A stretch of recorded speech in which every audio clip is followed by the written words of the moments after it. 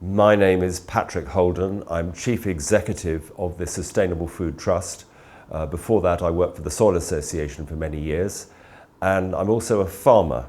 I've just spoken at this conference on the theme of sustainable pasture management in relation to my practice with my 85 Ayrshire dairy cows, the milk from which goes to make a cheese on my farm in West Wales.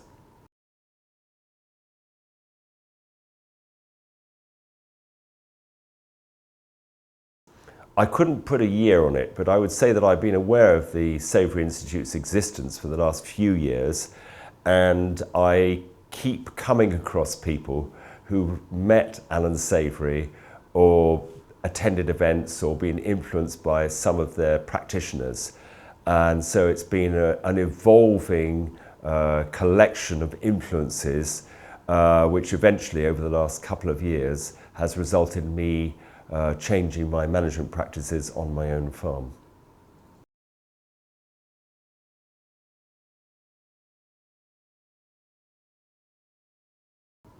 Well, the question of how the public can benefit from holistic management is a very interesting one.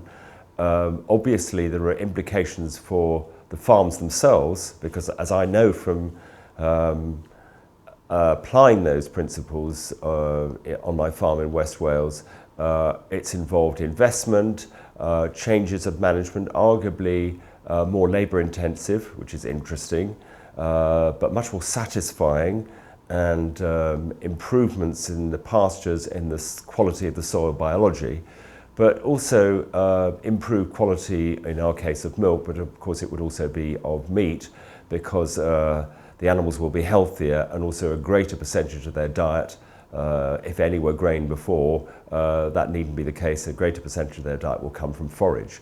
So from the point of view of the public, buying meat from pasture-based systems run along holistic management principles will make them healthier, because there will be a better balance of omega-3 and omega-6 fats in the meat. So everyone will benefit, not least because we are nearing the end of a chapter of soil management which has been based on chemistry and which has released a lot of carbon into the soil, whereas holistic grazing practice actually sequesters carbon dioxide out of the atmosphere, thereby addressing climate change very directly.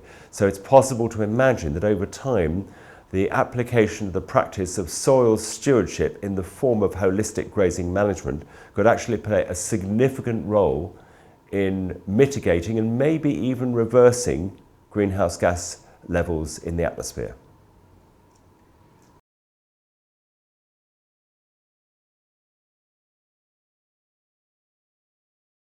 People, I think, are confused about what to do. People don't know what to eat. They want to be part of the solution, but they're not sure what they should buy and what they should eat. They would ideally like to align their nutrition and their diets with the outcome of sustainable farming systems. But who to believe when the government are sending out messages, the NGOs are saying eat less meat, but what kind of meat should we eat? You know, red meat's got a very bad press, white meat's supposed to be healthier.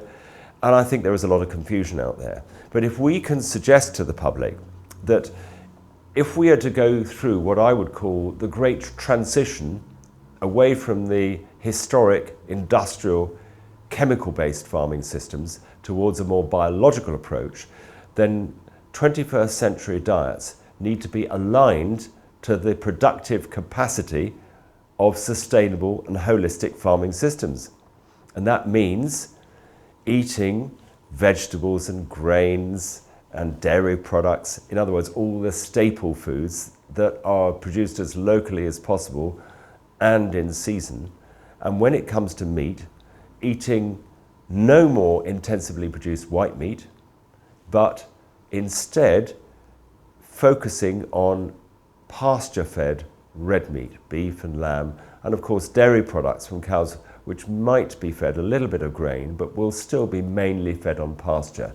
Now that is a sustainable diet, and it's not all about giving up, which I think is very important, because the psychology of change, matters. I mean, people don't want to feel that the future is all about denial and hair, shirt and guilt. They want to feel that they can positively enjoy the kind of diet which will replace the one that they're getting at the moment, which is making them sick. And I think there's plenty of cause for hope there. It's actually more interesting to eat in the way that I've described, more health promoting, but crucially more enjoyable because the food tastes better.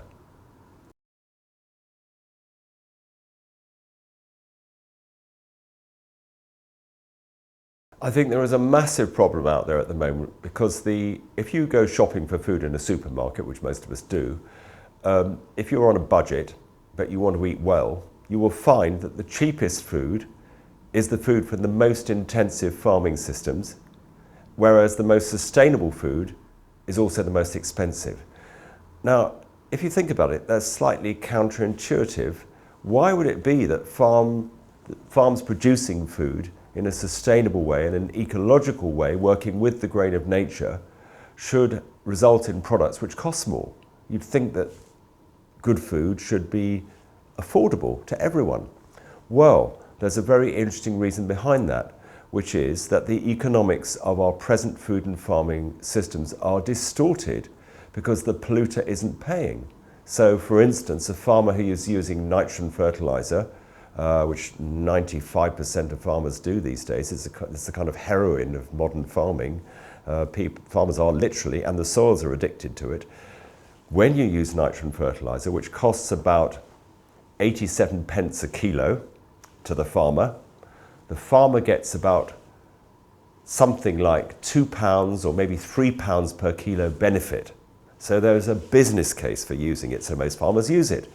But if you do the analysis, you find that the damage to the environment in the form of emissions, pollution into the water, and the damage to public health, if you put a price on all that, the cost is at least £3 and it may be as much as £9 depending on how reliable the evidence is. So in other words, if you put the true cost of the damaging results of the nitrogen fertilizer into the financial equation, into the accounts, you'd find that there would no longer be a business case for using it.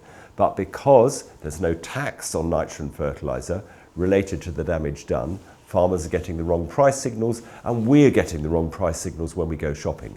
Now, my organisation, the Sustainable Food Trust, is attempting to do something about that. What we are doing is categorising the various so-called externalities arising from different farming systems. So an externality is something which doesn't have a market price attached to it. So it might be the damage caused by nitrogen fertilizer, or it could be building of soil carbon, which is a positive thing. Trying to quantify the exact amount of the damage or the benefit and then putting a price on it. Then, armed with that information, we can go to the policymakers and say, why don't you tax pesticides or nitrogen fertilizer because they're damaging public health or the environment? And conversely, why don't you reward farmers whose practices build soil carbon? So we could introduce, for instance, a soil carbon stewardship scheme, which would reward farmers in proportion to the amount of carbon they sequester from the atmosphere. This would be transformative and it would send very, very different signals to consumers who want to do the right thing but are currently finding it quite difficult to do it within a budget.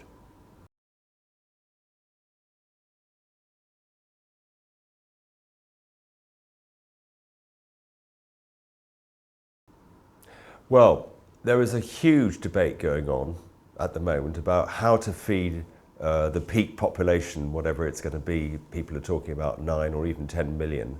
And the current orthodoxy, if I can put it that way, is that we will need all the tools in the toolbox. We will need to have so-called sustainable intensification.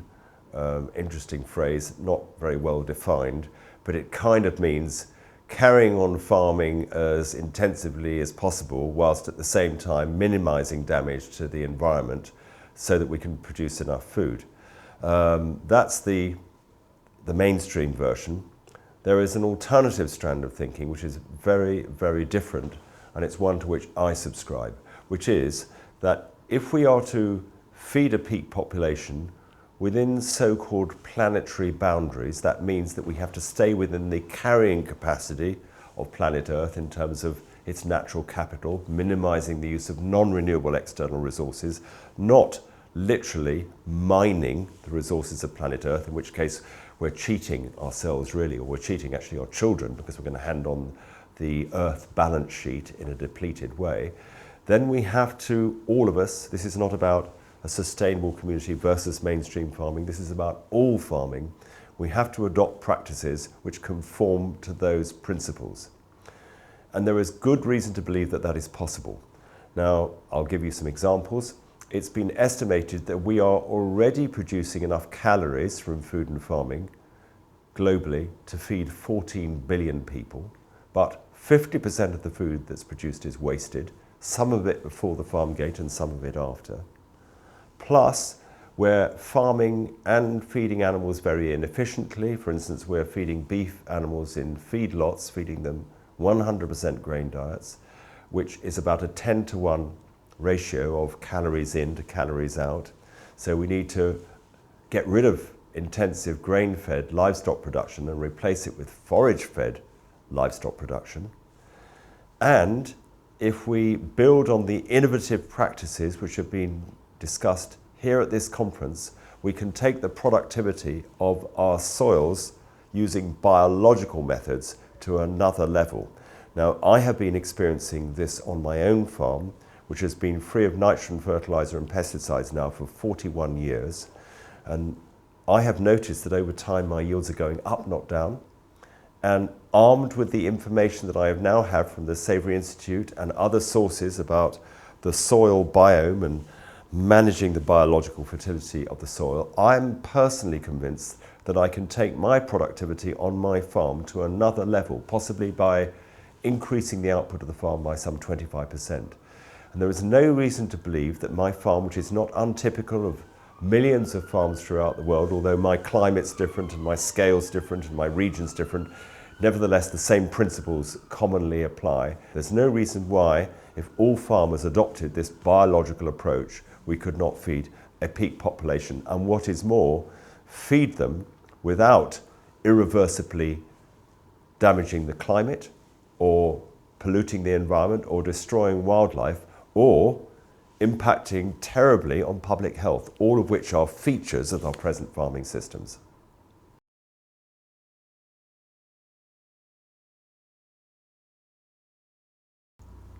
I've had a couple of insights over the last few years which I think are very important, relating to how I can understand the importance of soil. Now, I've known intellectually about the importance of soil for many years. I mean, after all, I used to run the Soil Association, and I've been a farmer practicing what I thought was good soil management for many years. However, two things have happened to me which have caused me to reassess and understand in a new way my relationship to the soil on my own farm. The first was, somebody said to me, we should understand the soil as being akin to the stomach of the plant, because plants don't actually have stomachs, but they spend about a third of all their energy from photosynthesis exuding sugary saps into the root zone, which nourish a symbiotic community of bacteria and fungi upon which the plant depends for its nutrition, because plants can't break down the organic matter in the soil, but fungi and bacteria can. So the plant does a deal with the bacteria and the fungi. It feeds them, and then they feed it. And the second realization was, interestingly enough, it came out of a talk that I heard given in the state of Iowa, the head of public health there, who talked about the human biome and how we have within our bodies a symbiotic community, mainly of bacteria, mainly in our stomach, whose numbers are larger than the number of cells in our body. And equally, they help us play a critical role in even digesting our food. And when I heard that, I suddenly realized that, of course, I can understand the soil on my own farm and my relationship with it through an understanding of my nutrition and my own stomach. Because if you think about it, plants feed the bacteria in the soil and the fungi, and they depend on them for their own health. I feed myself, I eat, and the bacteria in my stomach help me digest. So if I eat well, and if I manage my bacterial population well, then I don't get E. coli, and I don't need antibiotics. Clues in the name, antibiotic, interesting. It wipes out all the stomach flora when we take antibiotics. I can not only remain healthy, but also manage my health in a positive way. Now, in exactly the same way, as a farmer, I can assist the acceleration of the biological health of the soil, the bacteria, the fungi, by what I do. I can put on animal manures, hopefully in a composted form. I can make sure that I graze in an intelligent way, resting the pastures. And the result of my collective actions will be that I will build soil fertility.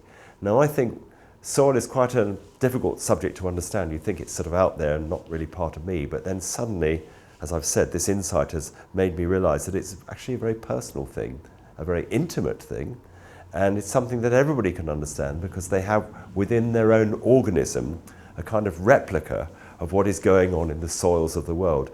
And it's possible to imagine all the world's soils as a kind of vast external exogenous stomach of all the plants in the world, digesting all that organic matter so that the plants can be healthy, and us depending on those healthy plants for our lives.